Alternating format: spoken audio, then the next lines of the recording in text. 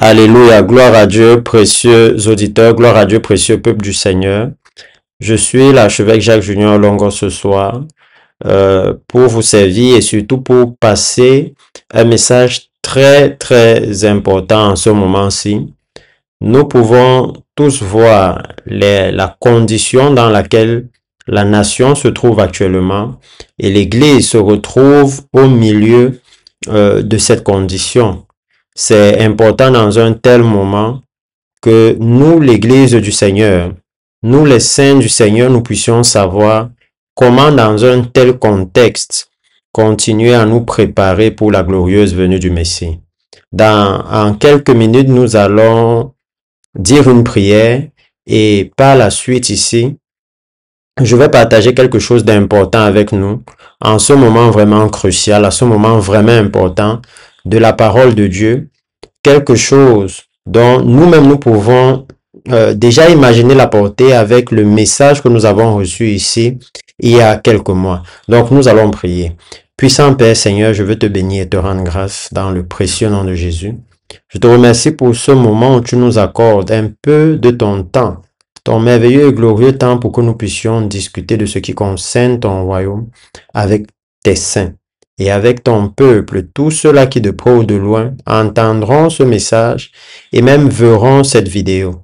Seigneur, j'implore ta grâce et ta miséricorde afin que tu puisses ouvrir notre entendement, que tu puisses réellement de donner à ton peuple de comprendre ce qui est en jeu maintenant et de saisir les vraies priorités afin que comme le Messie à la porte, à son arrivée, aucune de ses brebis ne manque à l'appel, mais que tout soit prêt à entrer dans son royaume éternel. C'est dans le nom puissant de Jésus que je te recommande ce moment. Amen. Alors, précieux peuple, pour ceux qui m'écoutent, que ce soit en direct au niveau de la radio, parce que aujourd'hui, une instruction importante a été passée sur la nécessité d'organiser demain dans toutes les églises du ministère de repentance et sainteté un culte ou un service de repentance. Avant de conduire le culte, il faut un sérieux moment de repentance avec le sac et la cendre à cause des événements que nous sommes en train de vivre maintenant. Et c'est la raison pour laquelle ce soir, je suis venu échanger avec nous pendant quelques minutes parce que j'ai décidé à ce moment de continuellement en ce moment-ci, qui est un moment de grande tentation, continuellement venir partager avec l'Église pour quelque temps afin que nous comprenions qu'est-ce qui est vraiment en jeu en ce moment pour le peuple du Seigneur. Que nous puissions saisir quels sont vraiment les enjeux actuels pour le peuple du Seigneur. Donc, précieux peuple, je voudrais ce soir partager encore une écriture avec vous, une écriture avec le peuple du Seigneur, et je vais commencer à partager cette écriture dans le livre de Matthieu, Matthieu chapitre 24, et nous allons voir là-bas qu'est-ce que la parole de Dieu nous dit d'un tel moment. Parce que nous sommes en train de vivre un moment particulier où ce que nous voyons autour de nous, c'est la manifestation de la chair, la manifestation du péché dans toute sa nature que nous sommes en train de voir. Et en réalité, ça devrait aussi être un moment pour nous, le peuple de Dieu, pour nous, les serviteurs du Seigneur, et même en tant que nation, de réaliser l'état dans lequel nous sommes et la nécessité qu'il y a maintenant de faire quelque chose sur le plan spirituel.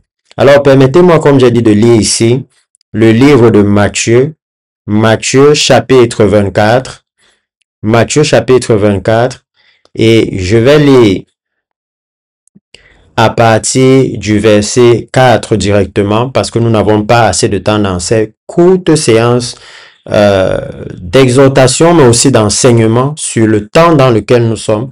D'ailleurs, nous avons j'ai intitulé ces courtes séries en ce temps-là. Dans le livre de Matthieu, chapitre 24, la parole de Dieu nous déclare ceci, précieux peuple, suivez-moi très bien. La Bible dit, Et je vais lire directement à partir du verset 3. Il s'assit sur la montagne des Oliviers et les disciples vinrent en particulier lui faire cette question. Dis-nous quand cela, la destruction du temple arrivera-t-elle et quel sera le signe de ton avènement et le signe de la fin du monde? Et la parole de Dieu continue en nous disant, Jésus leur dit, prenez garde que personne ne vous séduise, ne vous trompe, ne vous induise en erreur, car plusieurs viendront sous mon nom, abusant et s'appropriant la force de mon nom, disant c'est moi qui suis le Christ. Et le Seigneur qui continue en disant, et ils séduiront beaucoup de gens, vous entendrez parler de guerre et de bruit de guerre. Gardez-vous d'être troublés, car ce ne sera pas, car il faut que ces choses arrivent plutôt. Vous voyez ce que le Seigneur nous dit ici? Le Seigneur nous fait savoir que dans un moment comme celui-ci, et nous pouvons encore mieux amener cette écriture dans le livre de Luc chapitre 21, là où le Seigneur va encore mieux parler là-bas à son peuple pour leur faire savoir la gravité de l'heure, la gravité du moment. Dans le livre de Luc, le Seigneur va dire que ce ne sera pas encore le temps, ce ne sera pas encore la fin. Mais permettez-moi de lire cela parce que dans le livre de Luc, le Seigneur élève quelque chose que nous sommes en train de traverser en ce moment-ci de façon spécifique, de façon très claire. Et c'est pourquoi c'est nécessaire que l'Église, c'est nécessaire que les chrétiens maintenant réalisent quel est le rôle qu'ils doivent jouer. En fait, comment est-ce qu'ils doivent se comporter en ce moment précis? Qu'est-ce qui est réellement en jeu? Alléluia. Qu'est-ce qui est réellement en jeu concernant l'Église? Le Seigneur dit dans le livre de Luc chapitre 21, je vais lire directement au verset 9. Je lis dans la version de la Bible détaillée. La parole de Dieu dit, quand vous entendrez parler de guerre et de soulèvement, des troubles civils, des révoltes, ne soyez pas effrayés. Ne soyez pas effrayés. Car il faut que ces choses arrivent premièrement, mais ce ne sera pas encore la fin. Et nous sommes en train de vivre en plein milieu de cela.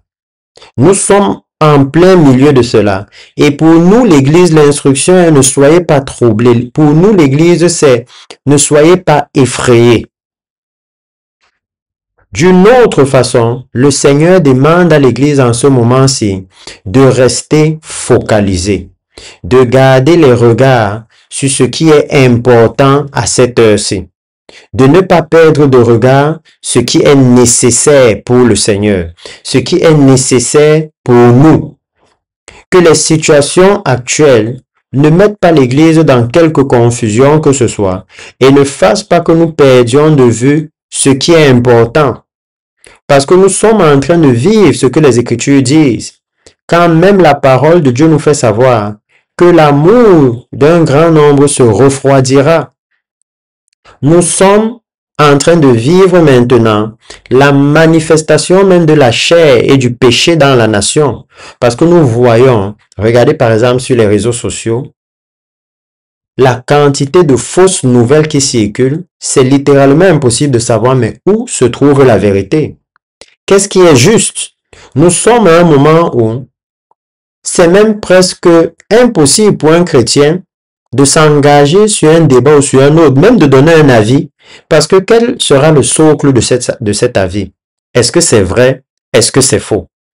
Alors au milieu de ceci, c'est un moment où le Seigneur nous appelle réellement à marcher dans la sagesse du Seigneur. Souvenez-vous que c'est dans la même prédication, la même conversation, dans le livre de Matthieu chapitre 25, que le Seigneur va dire, dans Matthieu chapitre 25, dans la même prédication qu'il a commencé depuis le livre de Matthieu chapitre 24. Vous pouvez voir cela dans vos Bibles. Chaque fois que Jésus a engagé une conversation, à la fin de sa prédication, la Bible allait nous faire savoir que Jésus se retira. Alors, jusqu'à ce qu'il se retire, la conversation était encore en cours. Et dans le livre de Matthieu, voici ce que la parole de Dieu nous déclare. Le livre de Matthieu, la Bible nous dit ceci, Matthieu chapitre 25 au verset 1. La Bible nous dit, « Alors le royaume des cieux sera semblable à 10 vierges qui, ayant pris leur lampe, allaient à la rencontre de l'époux. 5 d'entre elles étaient folles, irréfléchies, idiotes, insouciantes, et 5 sages, prévoyantes, pratiques et raisonnables. » Le Seigneur nous demande littéralement en ce moment d'être prévoyant. Il nous demande littéralement en ce moment d'utiliser son esprit pour pouvoir jauger le temps dans lequel nous sommes et voir ce qui est maintenant important aux yeux du Seigneur. Ce qui est maintenant important pour nous-mêmes concernant notre foi chrétienne. C'est ce que le Seigneur nous demande à cette heure-ci. Et c'est important pour l'Église de réaliser cela. Mais hormis cela, l'instruction que nous avons du Seigneur, lorsque le Seigneur nous dit que rien ne nous trouble, il base cela sur une chose, c'est sur l'espérance du royaume des cieux. Précieux peuple du Seigneur, notre royaume n'est pas de ce monde. C'est bien, pour certains, ils ont exercé leur droit de vote, mais pour nous, nous savons que notre roi vient et que lorsqu'il sera là, la Bible nous annonce que la pierre qui vient sans le secours d'aucune main détruira tous les royaumes de ce monde. Alors il ne sert à rien pour nous, l'Église maintenant, de nous engager dans des combats et autres de façon charnelle pour des choses dont nous savons que l'espérance ne va pas au-delà de la tombe, mais que la valeur s'arrête uniquement ici. Et c'est pourquoi c'est un moment aussi pour nous, lorsque nous observons maintenant l'état de la nation, lorsque nous observons l'état des choses dans la nation du Cameroun maintenant, en tant même que serviteur de Dieu, de réaliser qu'il y a un grand besoin de retourner au Seigneur, de réaliser que quelque part, il y a un échec de notre part de ramener le peuple au Seigneur, de ramener la nation au Seigneur. C'est notre responsabilité de ramener la nation au Seigneur.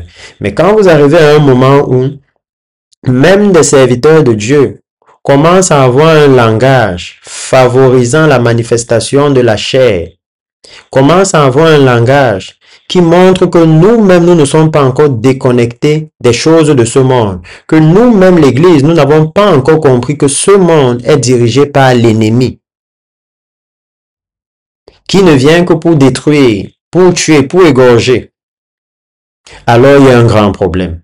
Et c'est pourquoi, à cette heure-ci, à cause du fait, à cause de la condition de l'Église, chaque fois que nous voyons que l'Église est dans la confusion, que l'Église est dans le péché, que l'Église n'est pas capable d'établir la justice, l'Église n'est pas capable de dire la justice, il y a nécessité de repentance dans l'Église.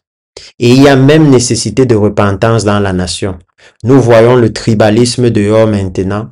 Nous voyons des langages terribles, beaucoup plus sur les réseaux sociaux. Et nous réalisons que en fait, le péché est dans les cœurs. L'animosité est dans les cœurs. La haine est dans le cœur.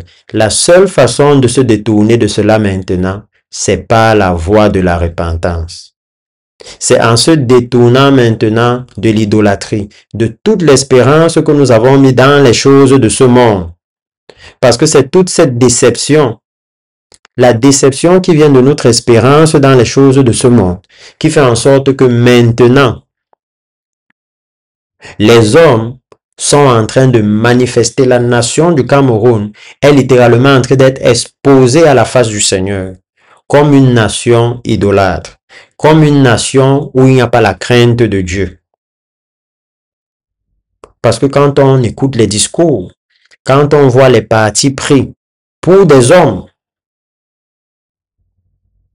c'est pourquoi ce soir, je veux appeler l'Église à savoir que pour nous, le Seigneur nous dit que nous ne devons pas être retrouvés dans ces choses. Nous devons nous-mêmes profiter de ce moment pour faire un check-up et nous poser la question, quel a été notre rôle dans tout ce que nous voyons maintenant? Quel a été l'impact de l'Église? Quel a été notre impact même en tant que pasteur? Parce que dans ce péché qui est en train de se dérouler maintenant, se retrouvent beaucoup de chrétiens. Et c'est pourquoi ce soir, je veux appeler les uns et les autres à réaliser que pour l'Église, il n'est ni plus ni moins question d'autre chose que de notre salut, de notre éternité. Et c'est pourquoi, comme je m'en vais vers la fin de ce court moment d'exhortation, je vais avec nous ce soir partager une écriture, une autre écriture dans le livre de Amos. J'espère que c'est dans le livre d'Amos. Nous allons voir cela ensemble maintenant et voir quel est le conseil du Seigneur en ce moment.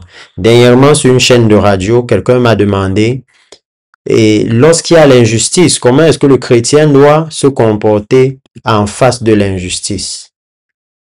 Qu'est-ce que nous devons faire maintenant quand la nation est dans cet état-ci? Quel doit être le comportement de l'Église? Quel doit être le comportement du chrétien à cette heure? Nous devons réaliser notre responsabilité à cette heure par rapport à l'état de la nation. Et maintenant montrer que oui, effectivement, pour nous, nous sommes ce peuple élu, cette nation sainte. Alléluia. Nous sommes cette nation sainte. Lisons le livre d'Ésaïe un peu avant d'aller dans le livre de Amos et voyons ce que le Seigneur dit à cet endroit. Et le Seigneur dit ceci. Je vais lire directement Ésaïe, chapitre 8, à partir du verset 12. Et dans ce chapitre 8 d'Ésaïe, le Seigneur parle à son peuple. Et si vous regardez dès le début, le Seigneur annonce à son peuple le jugement qui est sur le point de leur tomber dessus. Il annonce cela à son peuple. Et lorsqu'il annonce cela à son peuple, il va continuer jusqu'au verset 9. Et au verset 9, il va leur annoncer le cri de guerre qui arrive. Il va leur dire comment ils seront brisés. Ils sont aussi dans une situation complexe. Il leur fait savoir que les projets qu'ils forment eux-mêmes seront anéantis. Et vous savez que pour nous, ce n'est pas question de situation que nous voyons maintenant, mais il est question de la venue du Seigneur. Il est question de la venue du Seigneur. C'est pourquoi c'est important de ne pas perdre de vue ceci. C'est important que les pasteurs se préservent purs, que les chrétiens se préservent purs en faisant ce que cette parole dit. Parce que ici, vous voyez le Seigneur dire au verset 12. Déjà, il commence à partir du verset 11. Et la Bible dit, « Ainsi m'a parlé l'Éternel quand sa main me saisit. Il m'avertit de ne pas marcher dans la voie de ce peuple. » Il m'avertit de ne pas marcher dans la voie de ce peuple. À cette heure-ci, les chrétiens ne peuvent pas être trouvés en train de produire des fake news, en train de commenter ces fake news. Non, ça ne peut pas être la part de l'Église. Ça ne peut pas être la part de ceux-là qui sont nés de nouveau. En ce moment-ci, les chrétiens ne peuvent pas être trouvés en train d'alimenter la haine, d'alimenter le tribalisme, le sectarisme. Non. Notre rôle ici, c'est de rejeter le péché, c'est de condamner le péché, de condamner les injustices, les mensonges. Alléluia. Notre rôle, ce n'est même pas d'aller condamner les hommes, mais c'est d'exposer le péché afin que ceux qui convaincus de leur mauvaise voie le peuvent ou le veulent se retournent vers le Seigneur. C'est un moment où il ne faut aucune confusion dans l'Église. Parce que voici le moment où la tentation est forte. La tentation est forte. Il y a un mauvais vent là-dehors qui peut emporter beaucoup d'entre nous à nous retrouver dans des discussions indignes du Seigneur, à avoir des pensées impures. Ça veut dire le tribalisme, les mauvaises pensées vis-à-vis des autres, et ainsi de suite. Voici le moment même où nous devons garder nos cœurs. Et la Bible dit ceci. La Bible nous dit, « Ainsi m'a parlé l'Éternel quand sa main me saisit et qu'il m'avertit de ne pas marcher dans la voie de ce peuple. » En d'autres termes, voici le moment où le Seigneur nous appelle, nous, l'Église du Seigneur, ceux-là qui ont l'espérance du royaume des cieux, à se séparer, à se mettre à part, à ne pas prendre la direction dans laquelle la nation du Cameroun est maintenant, qui est une direction essentiellement négative. Le Seigneur nous appelle, nous, à agir différemment. Alléluia. Le Seigneur nous appelle à agir différemment. Et l'Église, les chrétiens, sont censés être ceux qui connaissent cette histoire de la veuve et du juge inique. Là où la Bible dit la veuve a tellement demandé justice. Écoutez très bien cette histoire. Elle a tellement demandé justice que finalement le juge, parce qu'il se sentait agacé, a dû lui rendre justice. Et la Bible dit, et Dieu n'est-il donc pas capable de nous rendre justice? La justice n'est pas de ce monde. La justice divine, celle-là qui satisfait vraiment l'âme. C'est pourquoi pour nous, nous devons en ce moment-ci choisir la direction du Seigneur. Nous focaliser sur la direction du Seigneur. En fait, voici même un moment où l'Église devrait trouver les voies et les moyens de pointer à la nation le péché, de montrer à la nation les conséquences maintenant du tribalisme. Et vous savez que ces choses comme le tribalisme, le racisme, ainsi de suite, ça finit uniquement en Christ Jésus.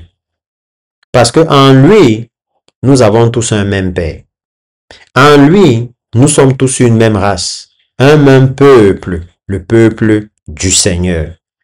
Donc, la Bible continue en nous disant, n'appelez pas conjuration tout ce que ce peuple appelle conjuration, ne craignez pas ce qu'il craint, et ne soyez pas effrayés. Ne soyez pas effrayés.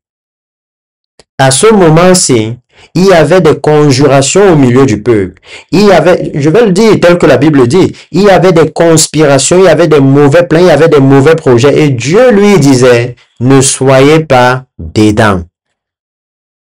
Ne soyez pas dedans. Dans tout ce qui est injustice, tout ce qui est corruption, tout ce qui est mensonge, tout ce qui est violence, tout ce qui est destruction des biens d'autrui, pour vous l'Église, pour vous qui êtes nés de nouveau, vous n'avez rien à faire dedans. Tout ce qui est tribaliste, tout ce qui est mauvais langage, la haine, vous n'avez rien à faire dedans. Et c'est pourquoi je dis encore, si vous vous êtes retrouvés dedans, c'est le moment de comprendre que votre salut est en jeu. La raison pour laquelle le Seigneur est mort à la croix est en jeu. Et de faire demi-tour et de retourner vers le Seigneur. De renoncer à toute forme de projet inique dans lequel vous auriez pu vous lancer pour les choses du monde. Souvenez-vous que l'ennemi a voulu donner le pouvoir de ce monde à Jésus et il l'a rejeté. Alléluia. Et ça ne l'a pas empêché d'être le roi des rois, le Seigneur des seigneurs. Nous aussi, dans ce moment-ci, faisons ce qui est prioritaire pour notre salut. Choisissons ce qui est prioritaire pour notre éternité. Choisissons-le. Et si nous réalisons maintenant que l'Église, et je parle de l'Église dans sa globalité, malheureusement tombe sous le coup de ces paroles, que l'Église se retrouve à appeler tout ce que le peuple, la nation du Cameroun appelle conjuration, ils appellent ça conjuration. Nous sommes à un moment où le mensonge a atteint son plus haut niveau, la confusion est partout, les fausses nouvelles sont partout. C'est le moment pour l'Église de s'éloigner du péché, de se mettre à part, d'avoir une vision très claire qui est celle de la glorieuse venue du Messie. Une vision très claire.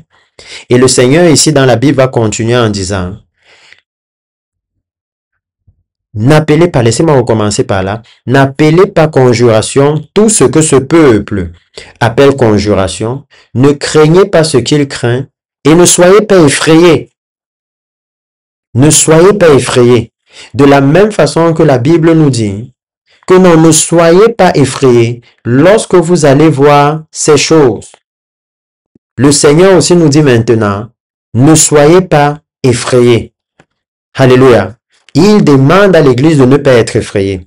Mais il leur dit, car c'est l'Éternel des armées que vous devez sanctifier. Ça veut dire, au milieu d'un moment comme ça, focalisez-vous par sanctifier le nom du Seigneur. C'est l'Éternel des armées que vous devez sanctifier. C'est lui que vous devez craindre et redouter. La nation du Cameroun est actuellement dans une grande crainte. Beaucoup d'actes que vous voyez être posés maintenant, c'est par rapport à la crainte du lendemain, la crainte de ceci, la crainte de cela. Mais la Bible nous fait savoir que pour nous, nous savons que le Seigneur est à la porte. Nous savons que bientôt, il va venir nous sortir de ce monde. Et il nous dit dans sa parole que non, c'est lui que nous devons craindre et c'est lui que nous devons sanctifier. Et vous savez, pour ceux qui m'écoutent ce soir, que la Bible nous dit que la crainte de l'Éternel, c'est le commencement de la sagesse. Ça veut dire que dans ce moment-ci, voici l'un des moments où le Seigneur regarde aux vierges sages. Voici l'un des moments où le Seigneur est en train de regarder à l'église sage. C'est celle-là qui ne va pas appeler conjuration tout ce qu'on appelle conjuration. C'est celle-là qui ne va pas suivre le vent qui souffle maintenant dans la nation du Cameroun. C'est celle-là qui est la nation que le Seigneur veut voir actuellement. L'église que le Seigneur veut voir actuellement. Et même la nation. Parce que ça, c'est le moment où on peut s'asseoir. Tout citoyen camerounais peut s'asseoir et regarder, se poser la question, la direction que nous sommes en train d'emprunter maintenant, est-ce la bonne direction? Quel est le fruit de cette direction? Quelle est la racine de cette direction? Et nous allons réaliser que quoi qu'il en soit, c'est le péché. Et c'est pourquoi c'est le moment pour nous de réaliser que nous devons retourner au Seigneur. Nous devons faire demi-tour et embrasser la voie du Seigneur maintenant. Nous devons maintenant réaliser que voici l'heure pour nous, l'Église, pour le peuple du Seigneur, de retourner au Seigneur à cette heure. Voici le moment maintenant pour nous de préparer la nation. Le Seigneur est en train d'exposer ce qui était tapis dans nos cœurs, dans le cœur de la nation du Cameroun, le péché qui était tapis, la haine qui était tapis dans les cœurs de beaucoup. Précieux peuple, c'est le moment maintenant de rentrer vers lui. C'est le moment pour l'Église de prendre la parole du Seigneur et de s'attacher à elle. Voici le moment où il dit que nous devons le sanctifier.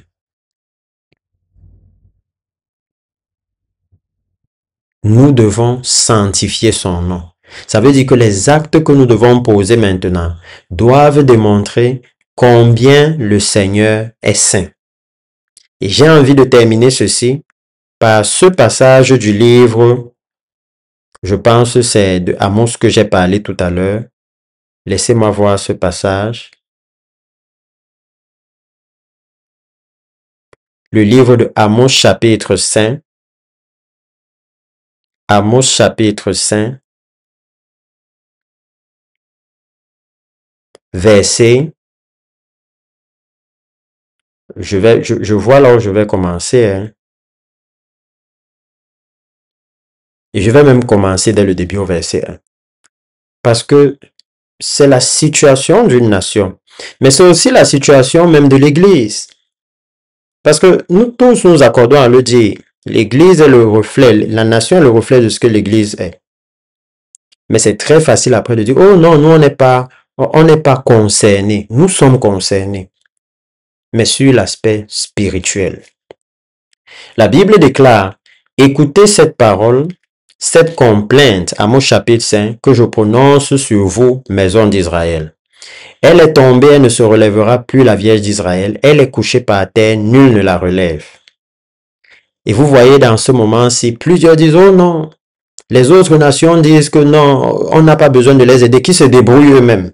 Ils se débrouillent eux-mêmes. Il dit, car ainsi parle le Seigneur l'Éternel. La ville qui mettait en campagne 1000 hommes n'en conservera que 100. Le Seigneur leur annonce le jugement qui va arriver sur eux. Et il dit ceci, car ainsi parle l'Éternel à la maison d'Israël. Cherchez-moi et vous vivrez. Ne cherchez pas Bethel, n'allez pas à Gilgal, ne passez pas par Beersheba, car Gilgal sera captif et Bethel anéanti. En d'autres termes, le Seigneur nous fait savoir actuellement à nous l'Église que ce n'est pas la politique, ce ne sont pas les choses de ce monde qui vont pouvoir nous aider, qui vont pouvoir nous sauver, qui vont pouvoir nous sortir des situations dont nous les chrétiens nous pouvons nous plaindre à cette heure. Non. Il est clair.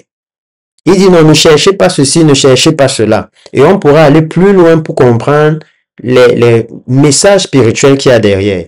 Mais il fait savoir au verset 6, cherchez l'Éternel. Voici le moment où nous devons chercher l'Éternel. Voici le moment où nous devons chercher la face du Seigneur. En tant qu'Église, en tant que nation, nous devons chercher la face du Seigneur. Cherchez l'Éternel et vous vivrez. Craignez qu'il ne saisisse comme un feu la maison de Joseph et que ce feu ne dévore 100 personnes à Bethel pour l'éteindre. Et regardez ce qu'il dit au verset 7. La raison pour laquelle je vous dis, cette parole, s'il nous parle de notre nation, parce qu'il dit, « Oh, vous qui changez le droit en absinthe et qui foulez à terre la justice. » Vous voyez, nous sommes dans un moment maintenant où on ne peut plus savoir qu'est-ce qui est juste. C'est une confusion totale. Une confusion totale. Et il dit, vous qui changez le droit en absinthe et qui foulez au pied la justice. Il a créé les Pléiades de l'Orient. Il change les ténèbres en aurore. Il obscurcit le jour pour en faire la nuit. Il appelle les eaux de la mer et les répand sur la surface de la terre. L'Éternel est son nom. La Bible nous dit c'est le Dieu là que nous devons chercher. Si nous avons adoré d'autres dieux, si nous sommes allés dans l'idolâtrie, voilà celui que nous devons chercher. Voilà celui qui va amener la paix, qui va finalement bénir cette nation. C'est l'Éternel, ce n'est pas un autre. Et la Bible dit, il fait lever la ruine sur les puissants et la ruine vient sur les forteresses. Il est capable de le faire. Alors si c'est lui qui peut le faire, alors c'est lui qu'il faut chercher. C'est ce que la parole de Dieu nous demande maintenant. Mais nous-mêmes dans l'Église, l'avons-nous fait? Cherchons-nous réellement l'Éternel? Et la Bible continue au verset 10 en disant, ils haïssent celui qui les reprend à la porte, ils ont horreur de celui qui parle sincèrement. C'est ce que nous vivons dans cette période-ci. Nous sommes dans un moment où on ne peut plus savoir même qui parle sincèrement. Plus rien n'est pris au sérieux. Et, comme on dit, la nation est le reflet de l'Église. C'est pareil dans l'Église. Si vous venez avec la réprimande, vous avez un problème. Même quand tout le monde sait que c'est vrai. Et la parole de Dieu continue donc en disant, aussi, parce que vous avez foulé le misérable, que vous avez pris de lui du blé en présent, vous avez bâti des maisons en pierre de taille, mais vous ne les habiterez pas. Vous avez planté d'excellentes vignes, mais vous n'en boirez pas le vin. Car je le sais, vos crimes sont nombreux, vos péchés se sont multipliés, vous opprimez le juste, vous recevez des présents et vous violez à la porte le droit des pauvres. Ça, c'est l'état de la nation du Cameroun. Ce n'est pas l'état de l'un ou de l'autre. Mais c'est évident que la corruption est partout. Et si c'est l'état de notre nation, c'est aussi l'état de l'Église. Nous n'avons pas été la lumière pour montrer à cette voie, à cette nation la direction, pour montrer à cette nation le chemin. Nous n'avons pas été la lumière. Si vous allez maintenant dans la nation du Cameroun, vous allez trouver à Douala des églises où il n'y a que les personnes d'une certaine tribu. Vous allez trouver des églises où il n'y a que d'autres de telles tribus. Des églises où il n'y a que telle de telle tribu. de telle tribu. Lorsque nous avons vécu comme ça, comment on peut s'étonner du fruit qu'il y a maintenant dans la nation? Comment? La nation est le reflet de l'Église. Et c'est pourquoi en ce moment-ci, voilà ce que la Bible nous dit. Voilà le conseil du Seigneur lorsqu'il nous dit « N'appelez pas conjuration tout ce que ce peuple appelle conjuration ». Le moment où le Seigneur veut que nous puissions sauvegarder notre salut. La Bible déclare « Voilà pourquoi, en des temps comme ceux-ci, le sage se tait, car ces temps sont mauvais. » Nous sommes dans un temps où même des serviteurs de Dieu peuvent inviter les autres à prendre les risques avec leur vie, avec leur salut. Même des serviteurs de Dieu. C'est le moment où la nation est en train d'être éprouvée. Le péché est en train d'être exposé, d'être manifesté. Et le but, c'est que nous parvenions à la repentance. C'est que nous parvenions à la repentance. L'Église, comme la nation. Souvenons-nous qu'il y a quelques mois en juillet, le Seigneur nous a envoyé son messager, ici le prophète Dr David Ward, qui a décrété des élections pacifiques, mais qui a aussi dit qu'il y a besoin de repentance dans la nation. Que nous mettions de côté l'idolâtrie, que nous mettions de côté beaucoup de mauvaises pratiques qui se passent dans la nation, l'injustice, qui allait jusqu'à parler à des leaders de la nation. Mais ne s'adressant pas qu'à eux, parce qu'il a parlé aussi à l'Église, et il nous a rappelé notre responsabilité de ramener la nation au Seigneur. C'est pourquoi, précieux auditeurs, précieux spectateurs, tous ceux qui vont pouvoir voir cette vidéo, voici le moment où l'Église devrait plutôt être l'arbitre pour aider la nation à trouver la voie de la justice et de la droiture. C'est le moment où l'Église devait être. Parce que le Seigneur lui-même, lorsqu'il viendra, il sera l'arbitre des nations. Si nous sommes son peuple, c'est ce que nous devrions être.